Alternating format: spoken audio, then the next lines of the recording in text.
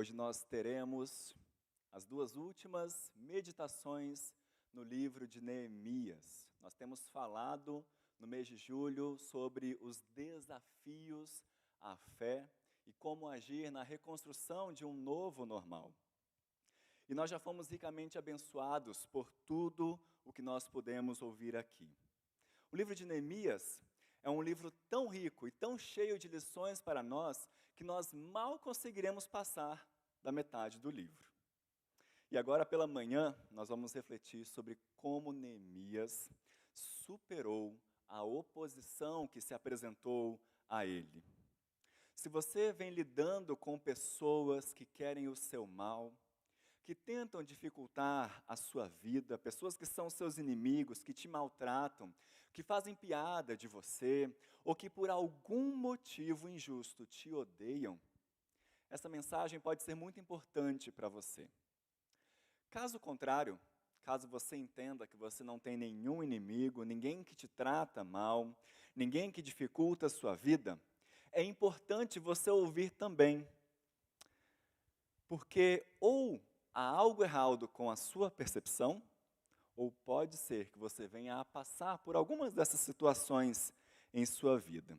E por isso, diante do livro de Neemias e de tantos textos onde ele fala sobre os seus inimigos, eu quero focar com vocês nessa manhã em dois textos no livro de Neemias, onde ele fala sobre a ação da oposição que se colocou diante dele, diante do povo, na reconstrução dos muros. O primeiro texto é Neemias 4, versículos 1 a 15. O mesmo texto que nós lemos na semana passada, nós vamos apenas focar um outro aspecto dele. E Neemias 4, de 1 a 15, diz o seguinte: Tendo Sambalate ouvido que edificávamos o muro, ardeu em ira e se indignou muito e escarneceu dos judeus. Então falou na presença de seus irmãos e do exército de Samaria, e disse: Que fazem esses fracos judeus? Permitisse-lhes-á isso? Sacrificarão? Darão cabo da obra num só dia?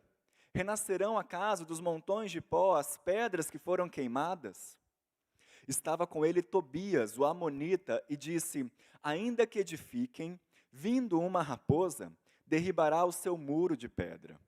Ouve, ó nosso Deus, pois estamos sendo desprezados.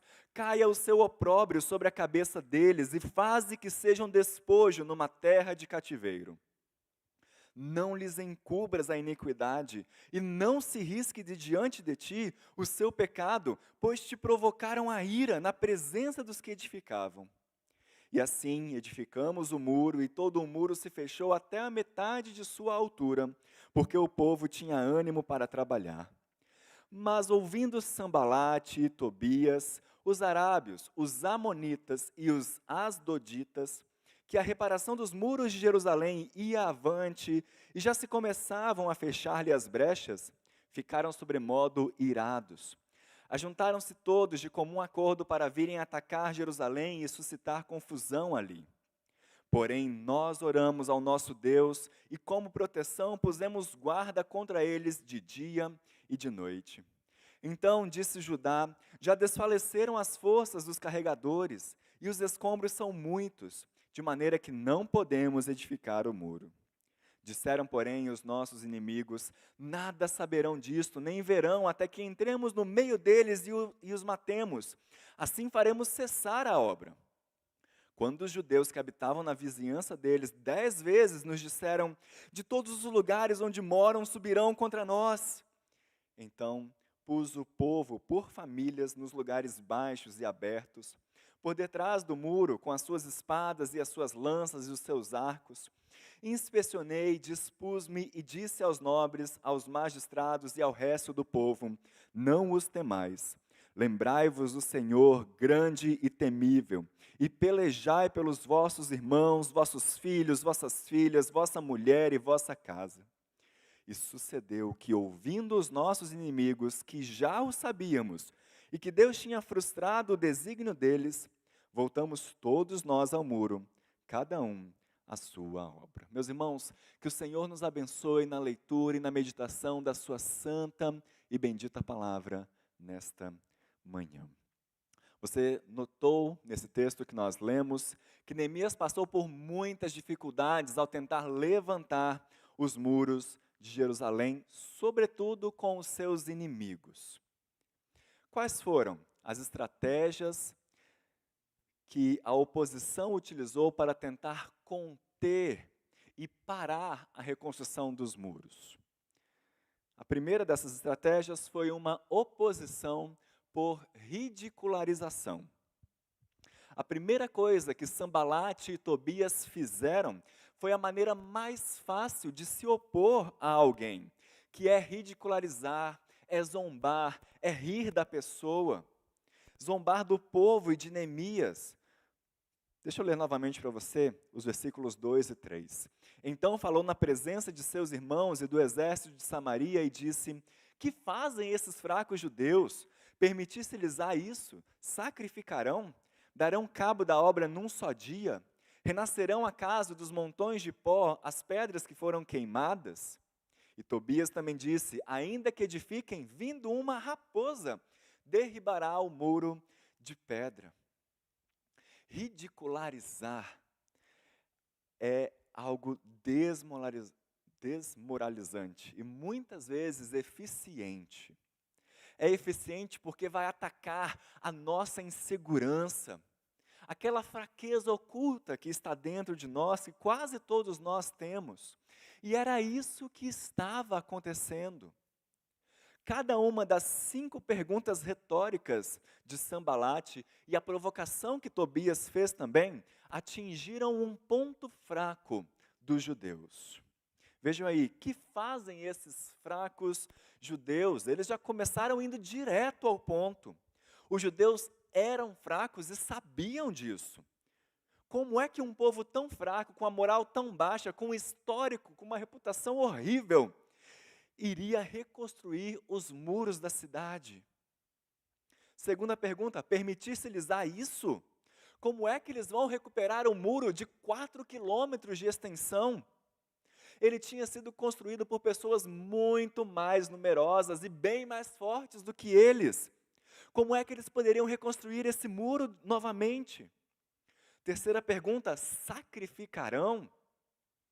E essa era, na verdade, uma provocação que ele estava fazendo à fé que os judeus tinham, que também não era tão forte. Você deve se lembrar das últimas mensagens que pregamos. Será que eles iam conseguir fazer uma reforma não só física, não só estrutural, mas também no nível religioso de sua sociedade? Quarta pergunta, darão cabo da obra num só dia? Ou seja, eles não percebem o tamanho da obra que eles têm? E sim, os judeus estavam vendo tudo aquilo que eles tinham que fazer e tinham sim ideia do quanto eles teriam que se esforçar. Quinta pergunta, renascerão, pois, dos montões de pó as pedras que foram queimadas? Ele pergunta isso justamente para lembrar aos judeus as grandes dificuldades e as dimensões da tarefa que eles tinham pela frente. E, em sexto, a provocação de Tobias, ainda que edifiquem, vindo uma raposa, derribará o seu muro de pedra. Ou seja, por mais que vocês tentem, vocês não vão conseguir fazer com que os muros fiquem do jeito que eram antes de serem destruídos. Aqueles inimigos estavam envergonhando, estavam zombando, rindo da grande tarefa que os judeus estavam tentando empreender. Essa foi a primeira estratégia que eles utilizaram, a ridicularização. Uma segunda estratégia, uma oposição pela ameaça de violência, porque além deles tentarem ridicularizar o povo, os inimigos utilizaram a ameaça de violência física. No versículo 7 e 8, Neemias diz o seguinte: ouvindo Sanbalate e Tobias, os arábios, os amonitas e os asdoditas, que a reparação dos muros de Jerusalém ia avante, ou seja, a ridicularização não adiantou, e que já se começavam a fechar-lhe as brechas, ficaram sobremodo irados. Então ajuntaram-se todos de comum acordo para virem atacar Jerusalém e suscitar confusão ali. Nós já trabalhamos um pouco desse texto na semana passada, mas eu quero que você note como esse tipo de oposição foi forte. Primeiro, essa oposição, essa ameaça de violência física, chegou num momento muito delicado, quando todos do povo estavam exaustos, estavam cansados. Antes disso, o povo estava trabalhando com todo o coração, eles tinham ânimo para continuar construindo o muro, para avançar na obra. Só que era tão grande, havia tantos escombros, havia muito a se fazer, metade do muro ainda precisava ser reconstruído, a ponto deles falarem no verso 10: já desfaleceram as forças dos carregadores, e os escombros são muitos, de maneira que não podemos edificar o muro. Segundo, note que essa ameaça de violência física veio de inimigos poderosos. Se você analisar o livro de Neemias de uma maneira literária, você vai ver como que o narrador escreve tão bem e com tantos detalhes a história de Neemias e da reconstrução do muro. Como ele vai desenvolvendo de maneira cuidadosa e progressiva essa questão da oposição. Por exemplo, no segundo capítulo de Neemias, nós somos apresentados a Sanbalate e Tobias, como se esses fossem os dois únicos inimigos. Mas aqui, ou melhor, logo no final do capítulo 2, ele acrescenta mais um, Gesem, o arábio. Aliás, se você me permite fazer uma observação e um pequeno desvio, eu sei que se você está me ouvindo é porque você deve crer que a palavra de Deus é verdadeira e que a história de Neemias realmente aconteceu. Mas caso um dia você tenha dúvidas sobre a veracidade dessa história, você pode consultar não só a Bíblia. Já existem documentos arqueológicos amplamente divulgados que provam a existência desses três inimigos do povo judeu: Sanbalate, o horonita, Tobias, o amonita, e Gesem, o arábio. Todos eles estão registrados fora da Bíblia, em fontes arqueológicas também. Agora, no capítulo 4, você pode observar que o autor vai desenvolvendo a sua narrativa e nos mostra que há mais um inimigo. Mais um. Veja no verso 7, era Sanbalate, Tobias, os arábios, os amonitas e agora também os asdoditas. Esse era um nome novo, do povo que mais antigamente era conhecido como os filisteus. Você lembra daquele povo que Davi derrotou? Então, logo depois de um tempo, aquela região mudou de nome de Filístia para Asdod. Daí vem os asdoditas aqui, da história de Neemias. Então, tente imaginar comigo essa situação. Sanbalate, o horonita, era um dos governadores de Samaria, que ficava ao norte de Jerusalém. Tobias era líder dos amonitas, uma região que ficava a leste. Os árabes estavam no sul e os asdoditas ficavam a oeste. Logo, o povo de Deus se viu cercado em todos os lados, em todas as direções, por os seus inimigos que se reuniram e ameaçavam não só a reconstrução do muro, mas ameaçavam a vida daquele povo e de suas famílias. Além disso, em terceiro lugar, aquela ameaça de violência física foi eficiente. O povo ficou amedrontado. Olha o que eles disseram no versículo 12: de todos os lugares onde moram, eles subirão contra nós e virão nos matar. Neemias se viu então diante de um ponto crítico do projeto. Então, primeiro, utilizaram de ridicularização e segundo, utilizaram de ameaça de violência física. Mas, ao ver que nada adiantava, os inimigos partiram então para uma outra tática de oposição, e eu quero ler sobre isso no capítulo 6 de Neemias. Em Neemias 6, nós vemos o seguinte: tendo ouvido Sanbalate, Tobias, Gesem o Arábio e o resto dos nossos inimigos, que eu tinha edificado o muro e que nele já não havia brecha nenhuma, ainda que até este tempo não tinha posto as portas nos portais? Sambalate e Gesem mandaram dizer-me: vem, encontremo-nos nas aldeias no vale de Ono. Porém, intentavam fazer-me mal. Enviei-lhes mensageiros a dizer: estou fazendo grande obra, de modo que não poderei descer. Por que cessaria a obra enquanto eu a deixasse e fosse ter convosco? 4 vezes me enviaram o mesmo pedido. Eu, porém, lhes dei sempre a mesma resposta. Então Sambalate me enviou pela 5ª vez o seu moço, o qual trazia na mão uma carta aberta do teor seguinte: entre as gentes se ouviu, e Gesem diz que tu os entenda. Gesem diz que tu e os judeus intentais revoltar-vos, por isso reedificas o muro, e segundo se diz, quereis ser o rei deles. E puseste profetas para falarem a teu respeito em Jerusalém, dizendo: este é rei em Judá. Ora, o rei ouvirá isto, segundo essas palavras. Vem, pois, agora e consultemos juntamente. Mandei dizer-lhe: de tudo o que dizes, coisa nenhuma sucedeu. Tudo teu coração é que o inventas. Porque todos eles procuravam atemorizar-nos, dizendo: as suas mãos largarão a obra e não se efetuará. Agora, pois, ó Deus, fortalece as minhas mãos. Tendo eu ido à casa de Semaías, filho de Delaías, filho de Metbael, ou Metabel, que estava encerrado, disse ele: vamos juntamente à casa de Deus, ao meio do templo, e fechemos as portas do templo, porque virão matar-te. Aliás, de noite virão matar-te. Porque eu disse: homem como eu fugiria? E quem há como eu que entre no templo para que viva? De maneira nenhuma entrarei. Então percebi que não era Deus quem o enviara.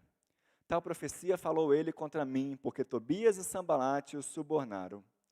Para isso o subornaram, para me atemorizar, e para que eu assim viesse a proceder e a pecar, para que tivessem motivo de me infamar e me vituperassem.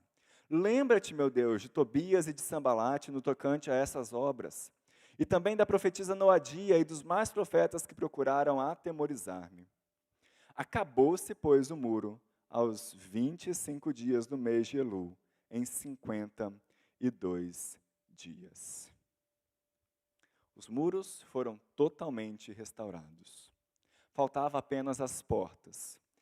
E então os inimigos enviaram cartas a Neemias, convidando-o para se reunirem numa região central.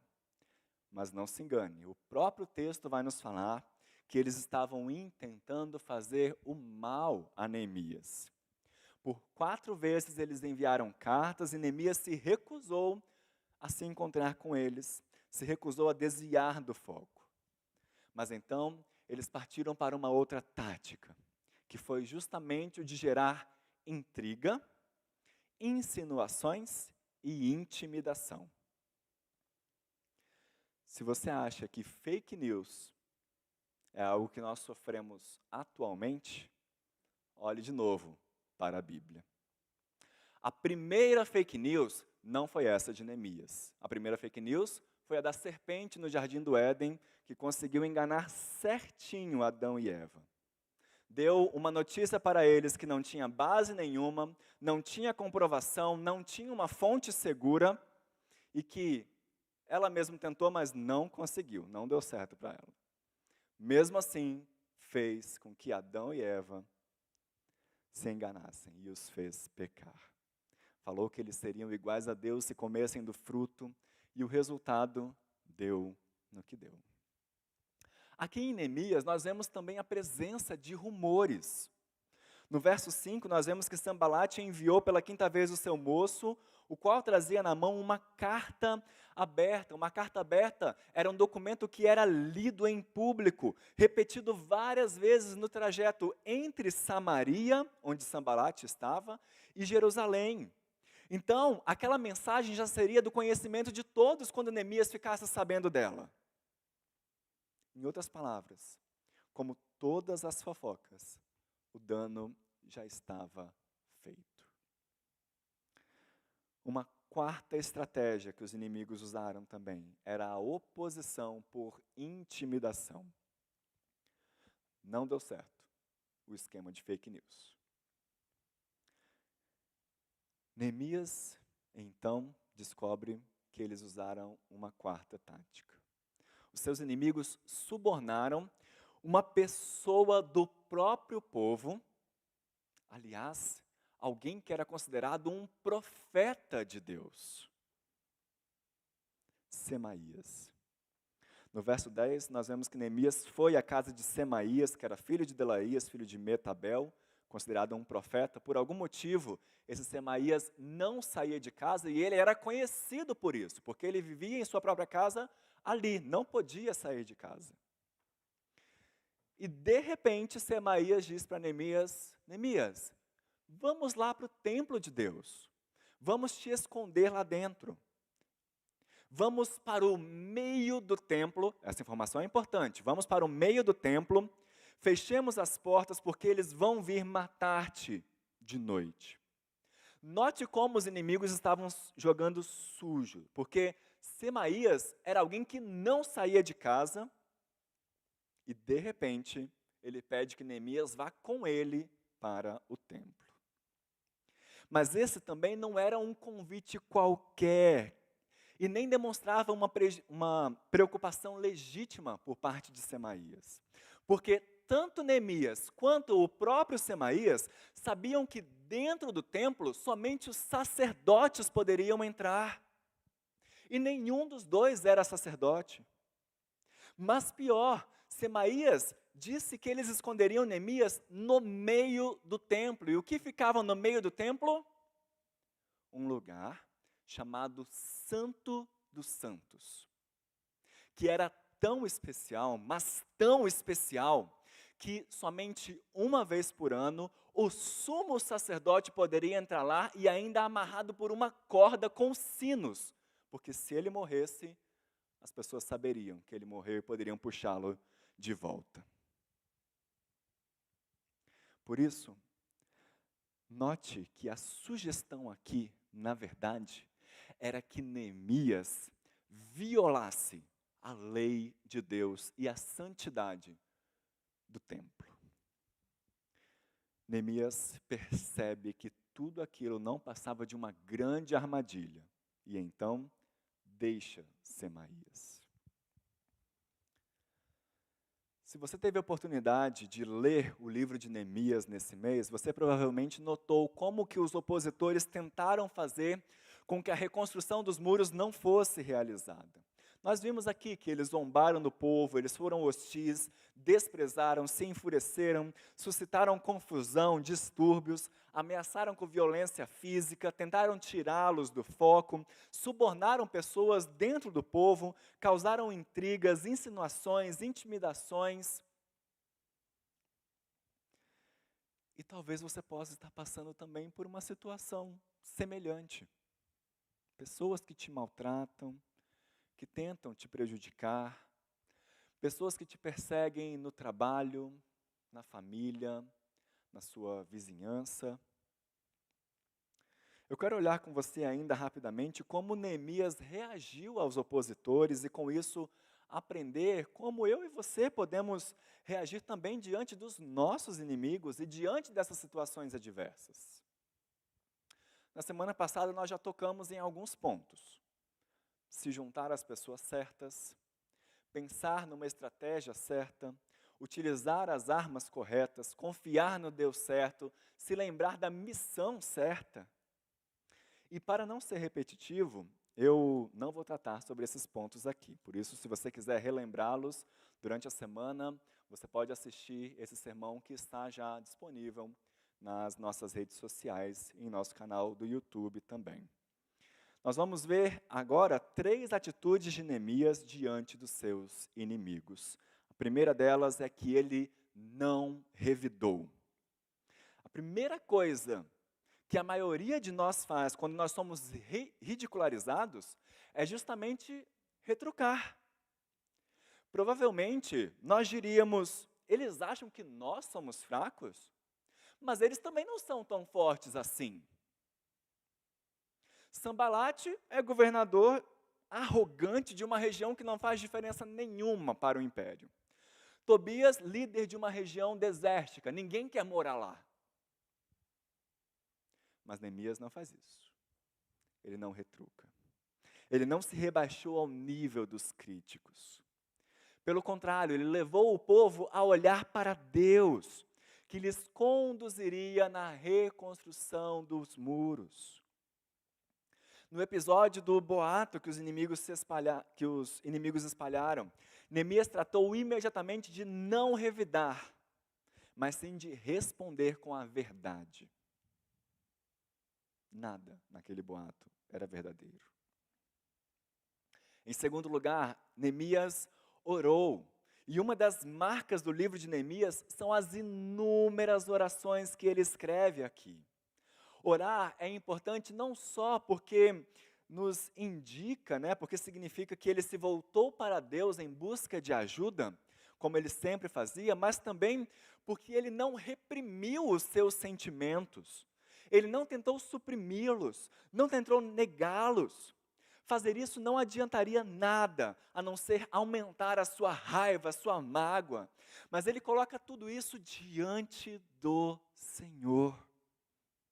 Ele derrama a sua alma diante de Deus. Ele, inclusive, admite a sua raiva, a sua mágoa.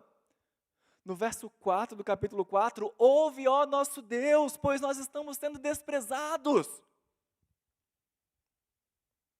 Mas Neemias entendeu que o trabalho aqui seria primordialmente de Deus. E Neemias foi capaz de colocá-lo nas mãos de Deus e deixar Deus ser o árbitro das disputas e o juiz dos oponentes dos judeus. Ele apresentou o caso diante de Deus e seguiu adiante. Fazer isso foi importantíssimo para Neemias. Um dos benefícios de orar pelos inimigos e por tudo que eles estavam fazendo era dissipar a sua raiva e restaurar a perspectiva de Neemias de que o melhor a fazer era continuar a tarefa, era continuar a construção dos muros e proteger o seu povo. E em terceiro, ele fez justamente isso, continuou o trabalho. Não se deixou intimidar. Por mais amedrontado que o povo estivesse, e que às vezes ele aparece aqui também, ao deixar as provocações dos inimigos com Deus, ele não precisava mais se preocupar com elas e poderia continuar a tarefa dada por Deus. Quando os líderes inimigos o chamaram para se reunirem, 4 vezes ele disse: não, eu não posso parar, eu vou continuar lutando, vou continuar construindo. Vou seguir em frente. Por isso, diante dos ataques dos seus opositores, lembre-se disso. Não revide, ore e continue a tarefa, continue a trabalhar. Não se deixe intimidar. Mas eu preciso te lembrar de uma coisa aqui. O meu papel como pastor não é falar que você deve ser igual a Neemias, porque a Bíblia não é sobre Neemias. O livro de Neemias não é sobre Neemias. Não é sobre como Neemias teve um papel exemplar na liderança do povo. A Bíblia nos apresenta, meus irmãos, personagens ambíguos. Pessoas como nós, que podem ter uma ótima intenção, que se colocam nas mãos de Deus, que são exemplos a serem seguidos, mas que muitas vezes também se percebem falhos. Abraão, chamado de pai da fé, duvidou da promessa divina de que um dia teria um filho. Moisés, chamado para ter coragem, liderar o povo do Egito e confiar em Deus, foi arrogante e demonstrou uma insatisfação pela provisão do próprio Senhor quando estavam no deserto.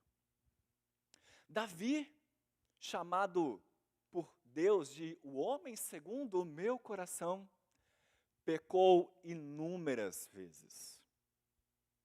Salomão, um dos reis mais notáveis de sua época, da história de Israel, distinto pela sua sabedoria, pecou ao adorar os deuses das suas esposas.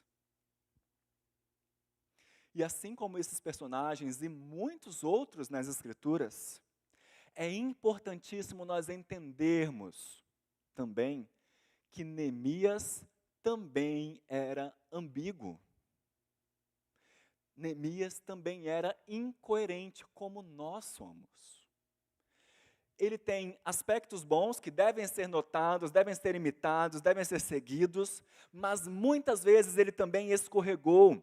E os autores bíblicos, meus irmãos, fazem questão de mostrar onde é que eles escorregaram, fazem questão de nos mostrar seus erros, para que o povo do Antigo Testamento, o povo do Novo Testamento, eu e você possamos entender que Neemias não é o Cristo.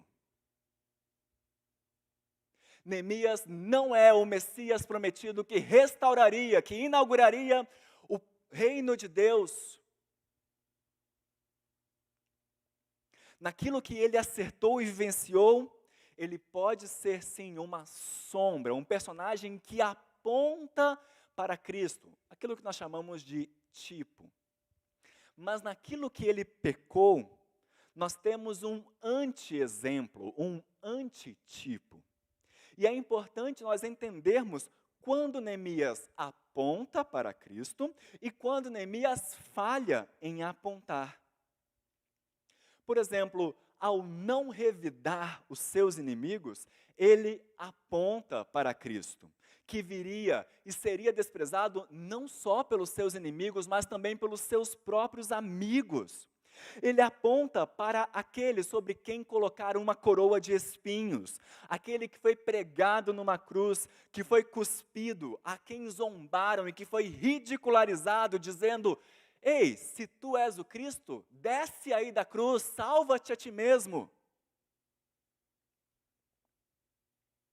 Segundo, ao não ser intimidado, ao não se deixar ser intimidado, Neemias também aponta para Jesus Cristo, que cumpriu a sua missão até o fim.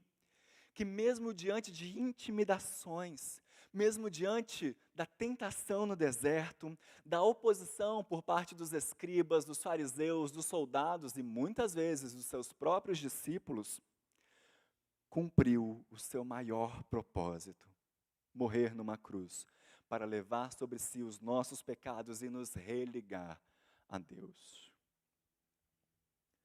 Mas talvez o momento em que Neemias mais falhou, por incrível que pareça, foi justamente em suas orações. Me entenda bem. Claro, meus irmãos, claro que nós devemos orar. Claro que devemos orar por nossos inimigos. Claro que devemos ser sinceros com Deus, colocar diante dele tudo aquilo que nós estamos sentindo, que nós estamos passando, tudo aquilo que aflige o nosso coração, deixar a vingança nas mãos de Deus. Mas o pedido de Neemias em suas orações, muitas vezes, vai de encontro àquilo que Deus revela sobre o seu caráter no Antigo Testamento. Neemias sabia que Deus é justo, que Deus é grande e temível, fala isso para o povo. Sabia que Deus era santo e não tolera o pecado. Mas ele demonstra que se esqueceu aqui, que Deus também é perdoador. Ele se esquece que Deus há muito tempo já havia revelado através dos seus profetas, que o seu povo não seria formado apenas de judeus, mas por pessoas de todos os povos, tribos, línguas e nações. Ele se esquece que na mesma lei que ele insistiu que o povo seguisse sobre festas e sobre arrependimento, está escrito que ele deve desejar o bem não só ao seu próximo, que tudo o que ele queria que lhe fizessem, ele deveria fazer aos outros também. Ele se esqueceu de que o que o povo mais precisava, o que ele mais precisava e o que os seus inimigos mais precisavam, não era de muralhas imponentes, reconstruídas, levantadas para humilhar todos os outros, para garantir uma proteção. Não era isso que eles mais precisavam, porque o que eles mais precisavam era de um novo coração. Um coração alcançado, restaurado e transformado pelo Espírito de Deus. Veja bem como Neemias orou aqui no capítulo 4. Ouve, ó Deus, pois estamos sendo desprezados. Caia o seu opróbrio sobre a cabeça deles e fazem com que sejam despojo numa terra de cativeiro. Ele estava desejando para os seus inimigos a mesma coisa que o seu povo tinha acabado de passar no exílio babilônico. E ele continua, não lhes encubra a iniquidade, não se risque diante de ti o seu pecado, pois te provocaram a ira. E vejam como isso é preocupante, porque durante muito tempo, Deus já havia falado através do profeta Isaías, que ainda que os pecados, não só do seu povo, mas de qualquer povo, fossem inúmeros, se eles se arrependessem, Deus os ouviria e perdoaria e os transformaria. Por isso, lembre-se mais uma vez, Neemias não é o Cristo. Ele não conseguiu entender completamente aquilo que Deus revelou de si mesmo, através de Moisés e dos profetas. Porque 400 anos depois de Neemias, quando Jesus Cristo veio ao mundo, aí sim, ele nos mostrou o que Moisés disse em sua lei. Mateus 5, 43 a 48, ouvistes o que foi dito, amarás o teu próximo e odiarás o teu inimigo. Eu, porém, vos digo, amai os vossos inimigos e orai pelos que vos perseguem, para que vos torneis filhos do vosso Pai Celeste, porque Ele faz nascer o seu sol sobre maus e bons, e vir chuva sobre justos e injustos. Porque se amardes os que vos amam, que recompensa tendes? Não fazem os publicanos também o mesmo? E se saudardes somente os vossos irmãos, que fazeis demais? Não fazem os gentios também o mesmo? Portanto, sede vós perfeitos, como perfeito é o vosso Pai Celeste. Reverberando as mesmas palavras de Jesus, Paulo nos diz em Romanos, no texto que nós lemos no início do culto, você pode conferir aí. Não vos vingueis a vós mesmos, amados, mas dai lugar à ira, porque está escrito, a mim me pertence a vingança, eu é que retribuirei, diz o Senhor. Pelo contrário, se o teu inimigo tiver fome, dá-lhe de comer, se tiver sede, dá-lhe de beber, porque fazendo isso, amontoarás brasas vivas sobre a sua cabeça. Não te deixes vencer do mal, mas vence o mal com o bem. Não se engane. Por mais que seja um personagem muito importante, Neemias se deixou vencer do mal. E nesse quesito, não podemos seguir o seu exemplo. Porque, pela força do Espírito Santo, nós temos todas as condições de seguir o exemplo de Jesus Cristo. Por isso, ao invés de dizer como Neemias 4 vezes nas orações ao longo de seu livro, Senhor, Deus, lembre-se de mim para o meu bem, nós podemos e devemos dizer como Cristo, Pai, se possível, afasta de mim esse cálice, mas que acima de tudo seja feita a tua vontade, o teu propósito se cumpra na minha vida. Ao invés de dizer como Neemias, caia o seu opróbrio sobre a cabeça deles. Ore para que eles tenham a oportunidade de conhecer aquele que levou sobre si o nosso opróbrio, a nossa vergonha, as nossas iniquidades e nos transformou. Nós, que antes éramos inimigos, fomos transformados em amigos e em filhos de Deus. Que os nossos inimigos tenham essa mesma oportunidade, meus irmãos. Ao invés de dizer como Neemias, não lhes encubra a iniquidade, não se risque diante de ti o seu pecado. Nós podemos e devemos orar como Jesus: Pai, perdoa-lhes, porque eles não sabem o que fazem. Muito tempo atrás, nos Estados Unidos, viveu um pastor chamado Peter Miller. E ele era um homem muito querido, não só pela sua igreja, mas também por toda a sua cidade. E em certa ocasião, aquele pastor foi maltratado, foi agredido grosseiramente por um homem chamado Michael Widman, que o difamou, caluniou, xingou, ironizou o seu trabalho, humilhou aquele pastor em público. O que aquele homem chamado Widman fez contra aquele pastor revoltou toda a sociedade a tal ponto que ele começou a ficar mal visto pelas pessoas. Ele tinha uma péssima reputação e todos começaram a se afastar dele. Naquela mesma época começou a guerra de independência dos Estados Unidos. E aquele homem chamado Widman, o agressor, se alistou para lutar no exército. E enquanto a guerra da independência se prolongava, o general George Washington, que depois viria a se tornar o primeiro presidente dos Estados Unidos, acabou descobrindo que o Widman era um espião que estava no meio da tropa trabalhando para o inimigo, passando informações que custavam a vida de centenas de homens. E quando tudo foi comprovado, Widman foi julgado e condenado à forca. Aquela notícia correu por todo o território dos Estados Unidos e quando o pastor Peter Miller ficou sabendo que aquele seu ofensor, aquele homem que tinha humilhado, tinha agredido em público, seria enforcado, seu coração doeu. E como ele, coincidentemente, conhecia George Washington, ele foi encontrar com o general. Foi interceder em favor de Widman. E George Washington, conhecendo bem aquele caso, respondeu para o pastor Peter: Pastor, eu não posso fazer nada para dar um indulto de liberdade para aquele homem, porque ele é um traidor. Os seus atos de traição custaram a vida de centenas de homens.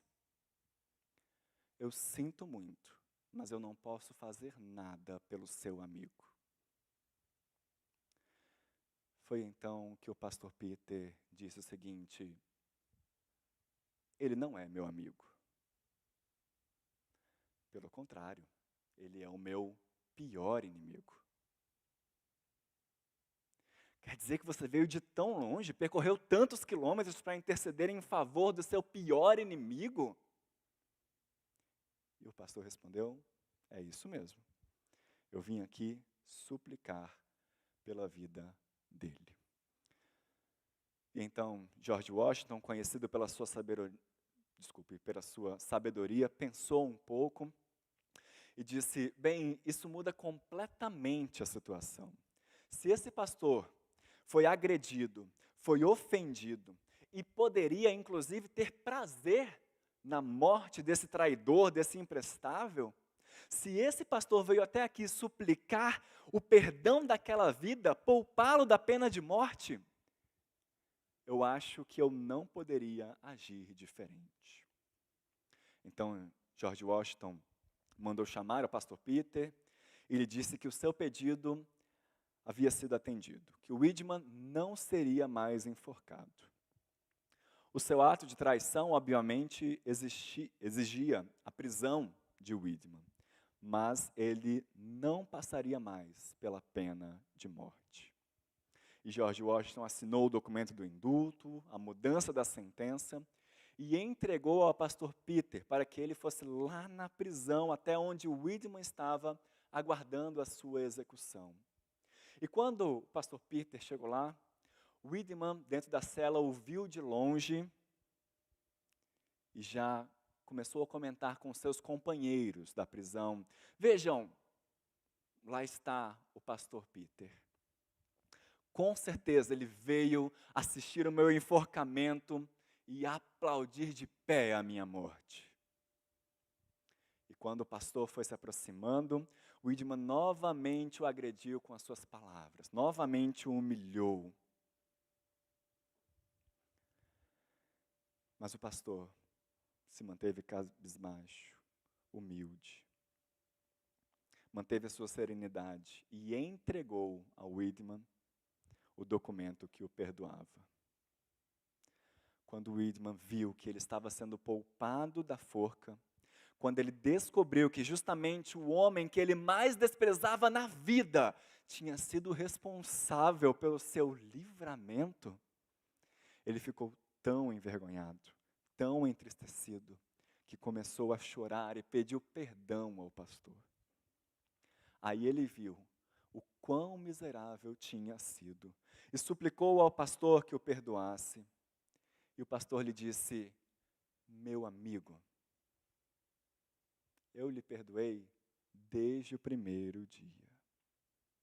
Eu nunca guardei qualquer rancor ou mágoa contra você. E eu posso te garantir que você sempre teve o meu perdão. E se você quiser, você pode ter o perdão de Deus também. Aí o pastor aproveitou a ocasião para falar de Jesus para aquele presidiário, e dentro da cela ele se rendeu a Jesus Cristo e o recebeu como único Senhor e Salvador, e compreendeu que Jesus Cristo, Filho de Deus, que foi desprezado por cada um de nós, que foi humilhado, cuspido, torturado, crucificado, também orou ao Pai dizendo: Pai, perdoa-lhes porque eles não sabem o que fazem. Widman se converteu na cadeia por um gesto de amor, por um gesto de perdão. Um gesto de amor que está disponível a nós hoje. Por isso, se você se sente culpado, pesado pelos seus pecados, Jesus já está intercedendo ao Pai em seu favor e te oferece o perdão, para que você não precise mais sofrer o dano da morte e da separação de Deus. Além disso, ele nos ensina como lidar com a nossa oposição, com os nossos inimigos. Não te deixes vencer do mal, mas vença o mal com o bem. Por isso, meu irmão, minha irmã, que Deus te abençoe e te ajude a lidar com os inimigos e com a oposição que surge diante de nós frequentemente. Acima de tudo, lembre-se do Senhor, que não menospreza o sofrimento do aflito. Antes, aqueles que enfrentam a oposição, aqueles que enfrentam o desprezo dos outros, podem descansar no acolhimento do Senhor. Deus te abençoe. Amém.